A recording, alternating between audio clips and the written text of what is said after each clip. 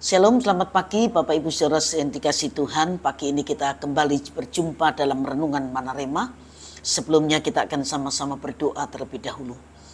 Bapak bersyukur buat kebenaran firman-Mu yang sebentar akan kami dengar. Urapi hamba-Mu dan urapi semua yang mendengar kebenaran ini, supaya baik yang menyampaikan maupun yang mendengar sama-sama diberkati oleh Tuhan. Dalam nama Tuhan Yesus kami sudah berdoa. Haleluya. Amin. Bapak Ibu Saudara sekalian, pagi ini kita akan belajar tentang pengurapan.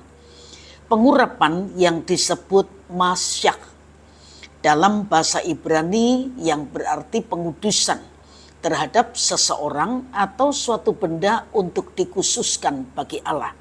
Apa saja fakta tentang pengurapan ini? Yang pertama, pengurapan diberikan bagi benda-benda yang dikhususkan untuk ibadah. Misalnya, pengurapan kemah pertemuan, tabut hukum, meja, kandil, dan seluruh perkakasan di kemah pertemuan lainnya. Bapak Ibu Saudara bisa baca itu di kitab Keluaran pasal 30. Yang kedua, pengurapan diberikan kepada orang yang Allah pilih untuk memegang jabatan tertentu. Jabatan yang dimaksud antara lain adalah imam. Keluaran 28 ayat 41, Keluaran 28 ayat 41, maka semuanya itu haruslah kau kenakan kepada abangmu Harun bersama-sama dengan anak-anaknya. Kemudian engkau harus mengurapi, mentahbiskan dan menguduskan mereka, sehingga mereka dapat memegang jabatan imam bagiku. Kemudian Nabi dan Raja Elia diperintahkan untuk mengurapi Yehu cucu Nimsi, ya, dalam 1 Raja-Raja 19 ayat yang ke-16. Kemudian Hasael juga dan Elisa bin Safat untuk menggantikan Elia. Tugas seorang imam dalam perjanjian lama adalah menyampaikan doa permohonan umat Israel kepada Allah. Nabi adalah seorang yang Allah pakai untuk menyampaikan pesan dari Allah kepada umatnya. Raja bertugas memimpin umat Allah untuk hidup seturut perintah Allah. Ketiga jabatan ini adalah perpanjangan tangan Allah untuk menolong umatnya. Melalui mereka, kehendak Allah dinyatakan kepada umatnya. Yang ketiga, orang yang diurapi Allah itu punya otoritas dan kuasa Allah. Setelah Samuel mengurapi Daud, Daud bisa mengalahkan Goliat. Begitu pula saat Saul kepenuhan roh Allah, ia membangkitkan semangat orang Israel untuk melawan bangsa Filistin dan memperoleh kemenangan. Yang keempat, orang yang diurapi Allah itu mendapatkan perlindungan dari Allah. Saul itu berkali-kali mau membunuh Daud, tetapi Daud lebih memilih melarikan diri daripada harus melawan Saul, orang yang diurapi Allah. 1 Samuel 24, meski Daud punya kesempatan untuk membunuh Saul, tapi Daud tidak melakukannya.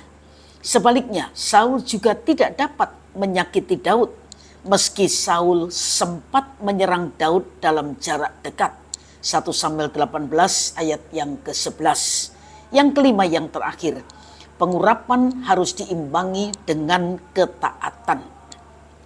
Meski Saul diurapi, tapi Saul tidak setia, tidak taat melakukan firman atau kehendak Tuhan. 1 Samuel pasal yang ke-15. Sehingga Allah tidak lagi menyertai Saul. Saul mulai terobsesi pada kekuasaan dan berpaling pada peramal saat Allah tidak menjawab doanya. Hidupnya berakhir tragis setelah ia menjatuhkan diri di atas pedangnya. Mayatnya dipakukan di tembok kota Bet-Sen. Mayat Saul diambil dari tembok kemudian dibakar. Bapak Ibu Saudara sekalian, pengurapan memang memampukan seseorang melakukan dan mencapai hal-hal besar, tapi harus disertai dengan ketaatan dan kesetiaan kepada Tuhan. Sebab itu mari kita terus menaklukkan diri kita kepada Tuhan dan menaati kehendaknya dan tetap setia kepada Tuhan, sehingga apa yang Tuhan percayakan kepada kita tidak beralih kepada yang lain. Tuhan memberkati Bapak Ibu Saudara sekalian, dan mari kita sama-sama berdoa.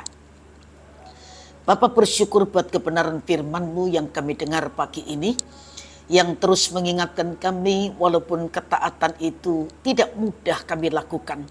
Karena kami harus mengalahkan kehendak diri kami sendiri, mematikan keinginan daging kami untuk kami bisa taat pada kehendak-Mu.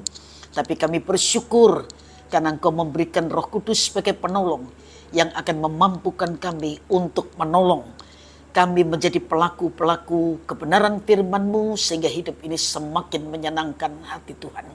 Terima kasih Bapa, meteraikan firman-Mu dan berkati semua yang mendengar kebenaran ini. Dan sepanjang hari ini kami menyerahkan diri kami dalam tuntunan Roh-Mu yang kudus, sehingga kami tetap berjalan dalam kehendak-Mu dan kami dapat menggenapi rencana Tuhan yang agung, yang besar, yang indah atas hidup kami masing-masing. Dalam nama Tuhan Yesus Kristus kami sudah berdoa. Haleluya.